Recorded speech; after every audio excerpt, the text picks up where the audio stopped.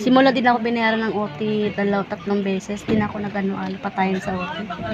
Sa PRI ba yung amin? Ay, natamad na ako. Diyos ko po. Tapos balik-balikin pa ng papel, di naman din ano. Maganda na lang tayo magnegosyo kung may pera lang. Ay, naku, tiyaga lang. Tiyaga lang muna ako saglit dito. Kasi wala, marami pang bayaran.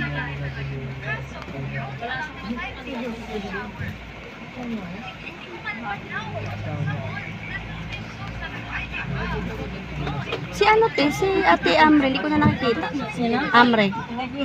Diyan na. Saan dyan? Si Jenny. Pasok din siya. Sa Jenny.